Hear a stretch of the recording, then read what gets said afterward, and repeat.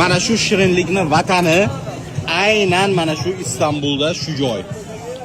Hammaga hozir baho beramiz. Qaraganlarni ko'rdingizlarmi? Pirojnizni olibman-da.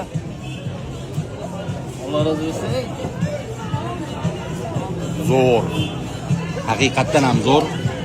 Mana bu hozir ikkinchisini ham yeb ko'ramiz. Mana bu Dubay shokolad. O'shani pirojnisi. Turklar yangilik qilgan.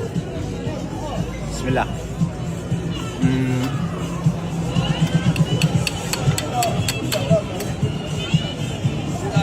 Menga mana bu